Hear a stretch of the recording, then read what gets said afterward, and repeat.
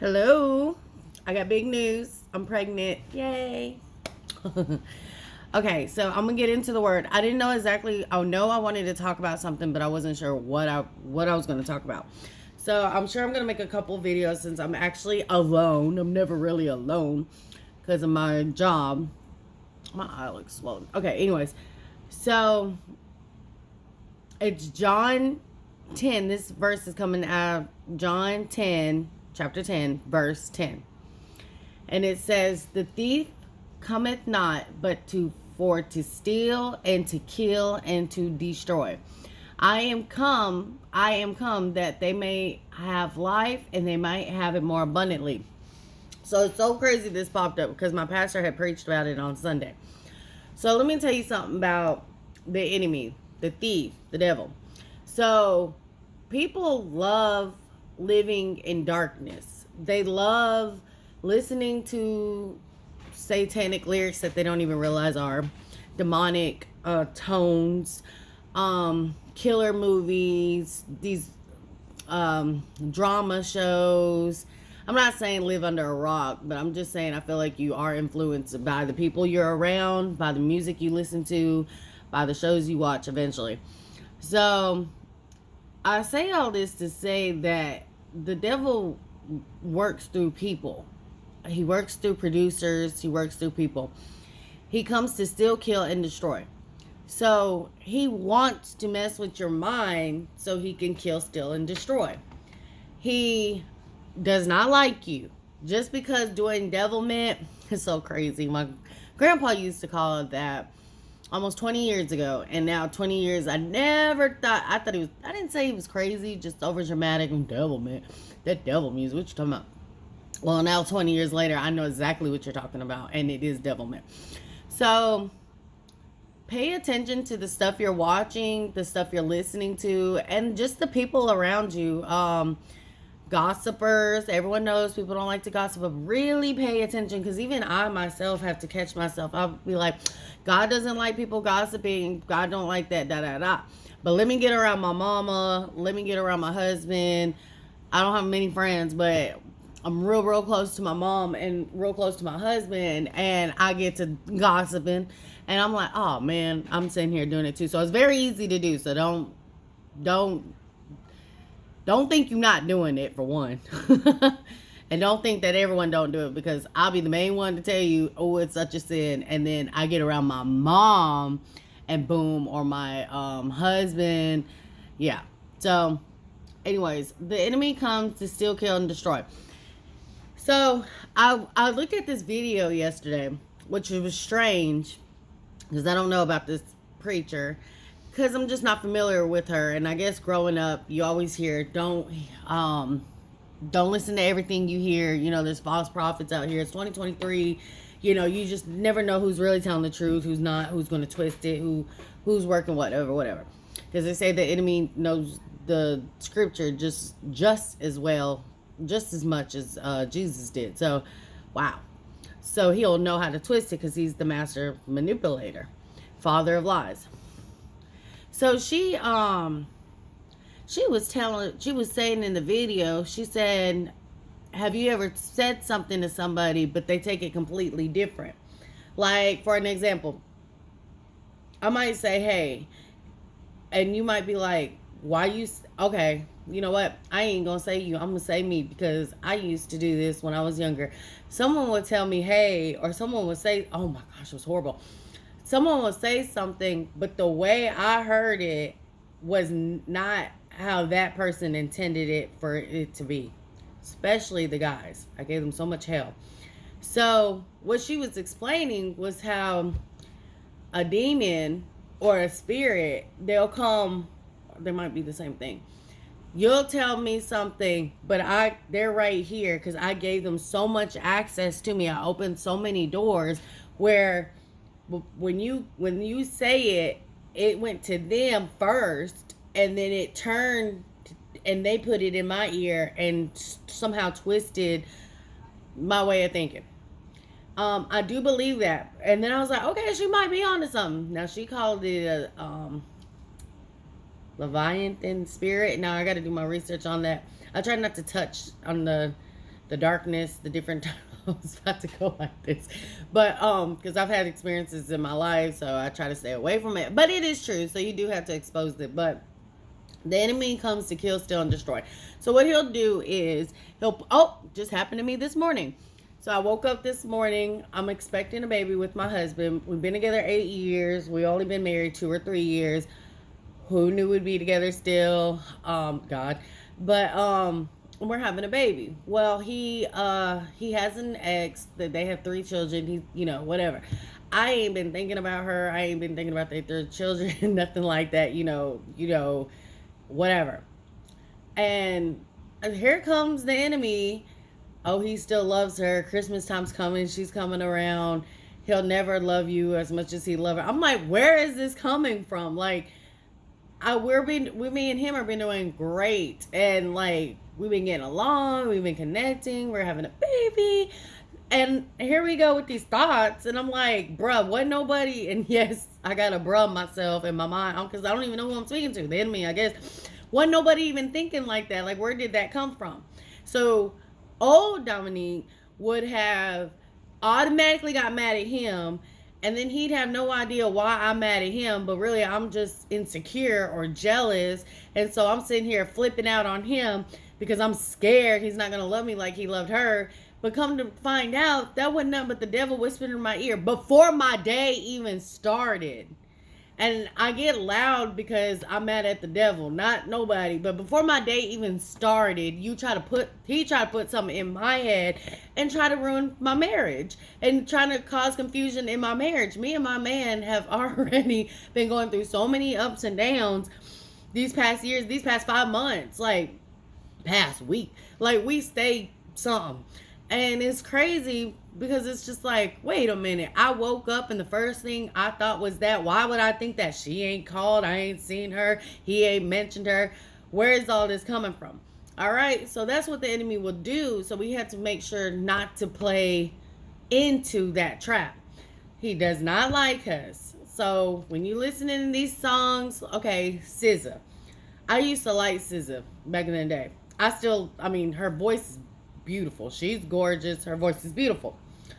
She talking about, I take that fire for you. I do that 4 or 5 times for you. I kill that B word for you. I do more than all them dudes would do for you. It sound cool. Just I can't lose something snooze the moment. I like that song. I literally was just singing the hook to my husband the other day in the car. I don't know if he know it, but I was singing to him.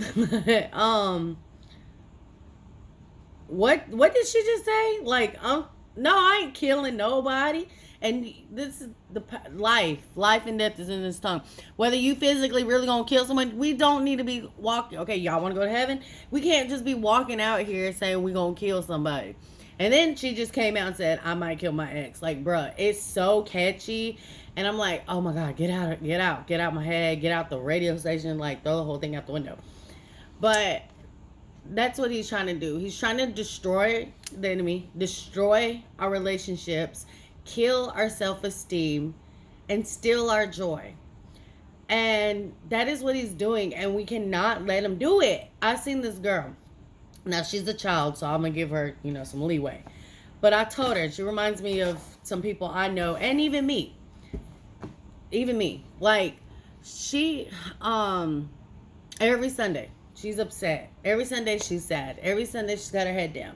And we're always, always, pick your head up, girl. Like, it's going to be okay. Just, blah, blah, blah. Finally, this last Sunday, I don't know if this was completely right or wrong. And I look up to, like, God, like, I hope, you're not disappointed in me to say it. But I feel like I had a valid point. I told her it comes a time where you're going to have to choose joy over sadness, happiness over madness. Stop all the time being upset. Like, you totally letting the devil win when you choose. Now, sometimes we can't help that we be upset. I haven't been on this channel for 2 months, and it's not that I was depressed or upset, but I did take a fall back. Like, I didn't know, the calling is but we're human. We go through our emotions. We need timeouts. We need rest. We do go through grief. We go through little funks. But there has to come a time where we have to stand up and then say, because God wouldn't give us these emotions. I heard one time, and I'm going to say it now because it makes complete sense to me. He wouldn't give us these emotions if he didn't think it was okay. But I also heard this too. Your emotions can overcome you, and you don't want that. That's what the enemy wants. But anyways, with this girl, she chooses to be upset every Sunday. So I don't know if it's a play she's doing at this point, because it's like, bro, why you sad all the time? We just ate a 10-course meal. You know what I mean? Like, it's supposed to be happy vibes. I get it. Like, but week after week after week after week, you still sad. And I told her, I said, at this point, it's just like you just choosing to be sad. So the enemy, he wants to steal your joy. God, Jesus has gave us joy, and thank you for it. I remember one day I was upset. And I don't even know if I was upset. It was like it was weird. It's like, of course God knew, but right before I was going to get upset. So weird. It was like, I'm not going to say Twilight, but before I even got upset, I looked down and ice cream, because the ice cream comes you eat, what the label was around it, it said joy. And I believe God was giving me a sign to let me know I gave you joy. Like, remember, peace, past understanding. Jesus gave us that, Prince of Peace. So I'm going to say this. He says, the thief cometh not, but for to steal, kill, and destroy. That's what Jesus said. But here's the second part of that verse. I come that you may have life, and that you may have it more abundantly. Ever since I got saved, I've had life, and I've had it more abundantly.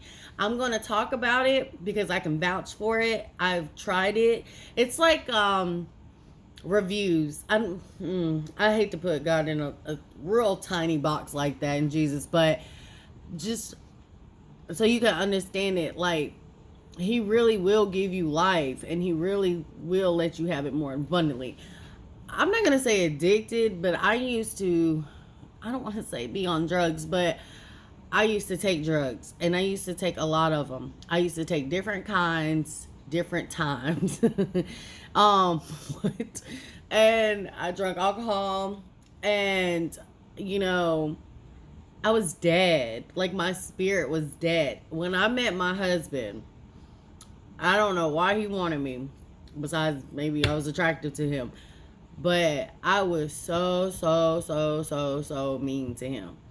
I was so mean to him. All I did was get drunk, or I'd run off on drugs, or I'd come back drunk as a skunk, crying, and horrible, throwing up, laying on the floor. I was a whole hot mess.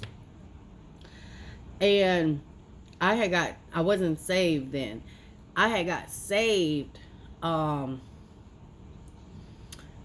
years after we met, 5, and it's like the darkness completely went away from me.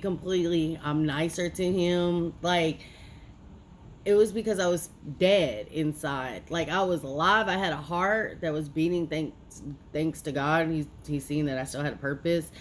But I was dead. Like, and it wasn't until Jesus came. And I thought when you got saved, and you stopped the drugs and all that, I thought life was going to be boring. No, it's healthy. Like, sober mind, clean mind, not being influenced by drugs, not having the withdrawals if I don't have it, not losing my money, not being around I don't want to be mean to nobody, but I had a boyfriend, an ex-boyfriend. He's the one that introduced me to certain drugs I was on, and I wish him nothing but the best, but I'm so grateful to be away from him. And I pray that God takes that away from him, like he took it away from me. But being around that lifestyle, being around those people getting played, like, it was horrible. But and Jesus said, I'll give you life, and I'll give it to you more abundantly. Do I stay in a nice house? Nope. But do I have a house? Yes. Is my heat working? Yes. Do my air conditioning? Yes. Do I got food? Yes. Without being on food stamps. Even if I was, I still got it. But I'm not. But I'm blessed to have a good job. I'm blessed to be sober enough to go to work every single day. I'm blessed to have a car. I'm blessed to have a husband. I'm blessed to have my children. I'm blessed to have a child on the way. I'm blessed to not need a drink to socialize. I'm blessed to not need to smoke to feel cool. I'm blessed to not need to pop a pill just to deal with people around me.